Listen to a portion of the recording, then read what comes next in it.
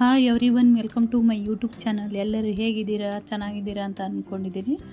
ಸಾಬೂದಾನಿ ಡೈರೆಕ್ಟಾಗಿ ಉಪಯೋಗಿಸ್ಕೊಂಡು ಹೇಗೆ ಪಾಯಸ ಮಾಡೋದು ಅಂತ ತೋರಿಸ್ಕೊಡ್ತಾ ಇದ್ದೀವಿ. ಯಾರು ಕೂಡ ವಿಡಿಯೋ ಸ್ಕಿಪ್ ಮಾಡದೆ ಕೊನೆ ತನಕ ನೋಡಿ. ಇನ್ನೂ ಯಾರೆಲ್ಲ ನಮ್ಮ ಚಾನಲ್ನ ಸಬ್ಸ್ಕ್ರೈಬ್ ಮಾಡ್ಕೊಂಡಿಲ್ವೋ ಪ್ಲೀಸ್ ಸಬ್ಸ್ಕ್ರೈಬ್ ಮಾಡ್ಕೊಳ್ಳಿ, ಸಪೋರ್ಟ್ ಮಾಡಿ.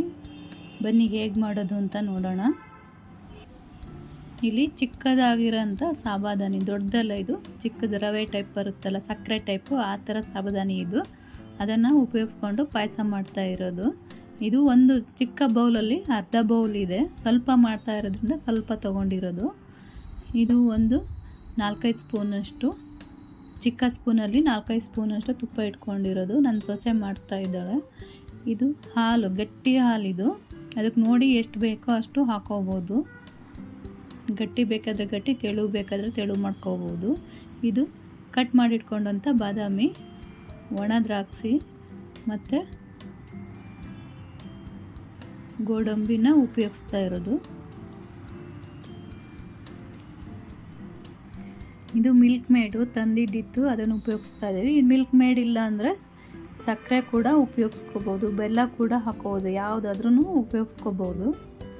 ಇಲ್ಲಿ ಒಂದು ಬಾಣಲೆಗೆ ಸ್ವಲ್ಪ ತುಪ್ಪ ಹಾಕ್ಕೊಂಡು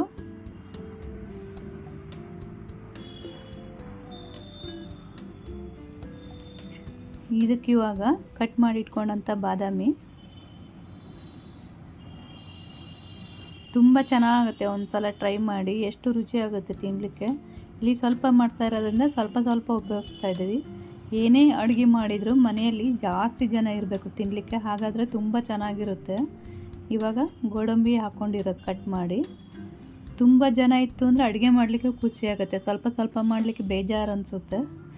ನಾವಿರೋದೇ 3 ಜನ, ಒಂದೊಂದು ಸಲ ಇಡೀ ದಿನ ಮಗ ಮನೆಯಲ್ಲಿ ಇರಲ್ಲ. ಇವಾಗ ಸ್ವಲ್ಪ ಫ್ರೈ ಆದಮೇಲೆ ಗೋಡಂಬಿ ಮತ್ತು ಒಣ ದ್ರಾಕ್ಷಿಯನ್ನು ಹಾಕ್ಕೊಂಡಿರೋದು. ಒಣ ದ್ರಾಕ್ಷಿ ಸ್ವಲ್ಪ ಉಬ್ಬಿ ಬರುತ್ತೆ, ಆವಾಗ ತೆಗೆದ್ರಾಯ್ತು. ನೋಡಿ ಇದಾಗಿದೆ. ಇವಾಗ ಇದನ್ನು ಒಂದು ಪ್ಲೇಟಿಗಾದರೂ ಬೌಲಿಗಾದ್ರೂ ಎತ್ತಿಟ್ಕೋಬೇಕು.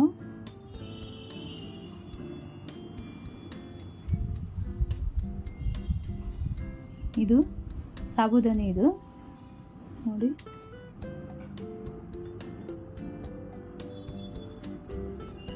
ಸ್ವಲ್ಪ ಹೊತ್ತು ನೆನೆಸಿಟ್ಟಿದ್ದಷ್ಟೇ, ಮತ್ತೆ ನೆನೆಸಿಲ್ಲ. ಅದನ್ನು ಡೈರೆಕ್ಟಾಗಿ ಹಾಗೆ ಮಾಡ್ಕೊಳ್ತಾ ಇರೋದು.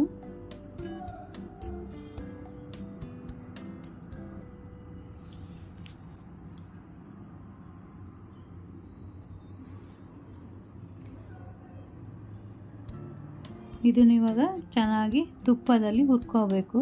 ತುಂಬ ಇಡೀ ಏನು ನೆನೆಸಿಲ್ಲ, ಒಂದು ಅರ್ಧ ಗಂಟೆ ನೆನೆಸಿಟ್ಟಿದ್ದಾಳಂತೆ. ನೋಡಿ ಈ ಥರ ಚೆನ್ನಾಗಿ ಫ್ರೈ ಮಾಡ್ಕೋಬೇಕು ತುಪ್ಪದಲ್ಲಿ. ಫ್ರೈ ಮಾಡ್ಕೊಂಡಾದ್ಮೇಲೆ ಹಾಲು ನೋಡಿ ಹಾಕ್ಕೋಬೇಕು, ಸ್ವಲ್ಪ ಬೇಯೋವರೆಗೂ.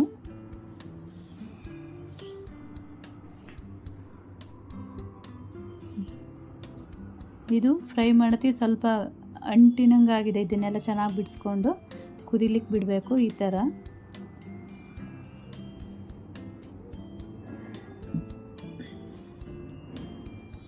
ಒಮ್ಮೆ ಮಾಡಿ, ತುಂಬ ಚೆನ್ನಾಗಿರುತ್ತೆ ತಿನ್ನಲಿಕ್ಕೆ. ನೋಡಿ ಇದು ಇವಾಗ ಕುದೀತಾ ಇದೆ. ಇನ್ನು ಉಳ್ಕಿ ಹಾಲನ್ನು ಹಾಕ್ಕೊಳ್ತಾ ಇದ್ದಾಳೆ. ನಮಗೆ ಎಷ್ಟು ಗಟ್ಟಿ ಬೇಕು, ಎಷ್ಟು ತೆಳು ಬೇಕು ನೋಡಿಕೊಂಡು ಹಾಲು ಹಾಕ್ಕೋಬೇಕು. ಈ ಥರ ಮಿಕ್ಸ್ ಮಾಡ್ತಾ ಇದ್ರೆ ಅದು ಬೆಂದದ್ದು ಗೊತ್ತಾಗುತ್ತೆ. ಇನ್ನು ಬೇಯಬೇಕದು.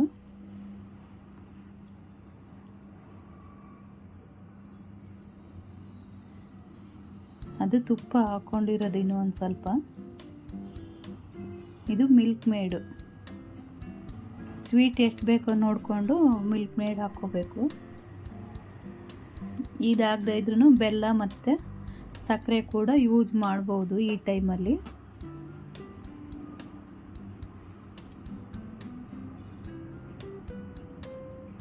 ತುಂಬ ರುಚಿಯಾಗಿರುತ್ತೆ ಊಟ ಮಾಡಲಿಕ್ಕೆ.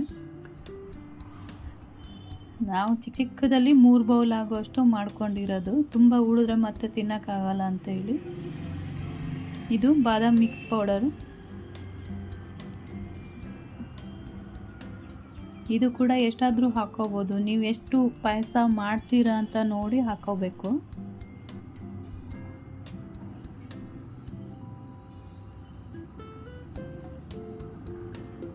ನೋಡಿ ಅದು ಕಲರ್ ಫುಲ್ ಸಾಬುದಾನಿ ಬೆಂದು ಎಲ್ಲ ಹರಳು ಥರ ಕಾಣಿಸುತ್ತೆ, ಗ್ಲಾಸಿ ಟೈಪ್ ಕಾಣಿಸುತ್ತೆ.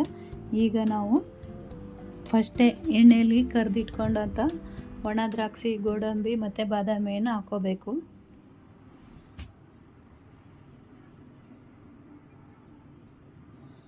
ಹಾಕಿ ಚೆನ್ನಾಗಿ ಕುದಿಸ್ಕೋಬೇಕು.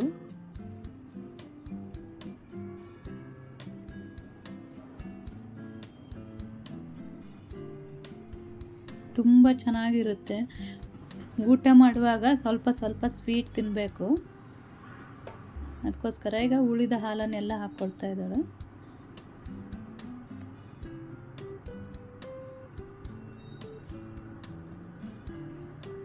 ತುಂಬ ಗಟ್ಟಿ ಹಾಲು, ತುಂಬ ಚೆನ್ನಾಗಿರುತ್ತೆ ಊಟ ಮಾಡಲಿಕ್ಕೆ.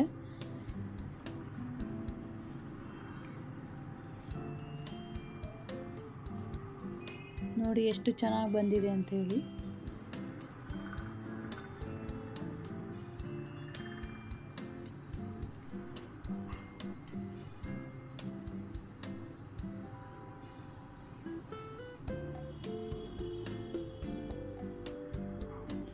ನೋಡಿ ಇವಾಗ ರೆಡಿಯಾಗಿದೆ. ತುಂಬ ಚೆನ್ನಾಗಿರುತ್ತೆ, ಟ್ರೈ ಮಾಡಿ ಒಮ್ಮೆ. ಬರೀ ಸಾಬುದಾನಿ ಉಪಯೋಗಿಸ್ಕೊಂಡು. ಈ ವಿಡಿಯೋ ಇಲ್ಲಿಗೆ ಎಂಡ್ ಮಾಡ್ತಾ ಇದ್ದೀನಿ. ಈ ವಿಡಿಯೋ ಇಷ್ಟ ಆದಲ್ಲಿ ಲೈಕ್ ಮಾಡಿ, ಕಮೆಂಟ್ ಮಾಡಿ, ಸಬ್ಸ್ಕ್ರೈಬ್ ಮಾಡ್ಕೊಳ್ಳಿ. ಸಬ್ಸ್ಕ್ರೈಬ್ ಮಾಡ್ಕೊಳ್ಳೋದ್ರಿಂದ ಹಣ ಏನು ಲಾಸ್ ಆಗಲ್ಲ, ಮಾಡಿಕೊಂಡ್ರೆ ತುಂಬ ಖುಷಿ. Thank you for watching.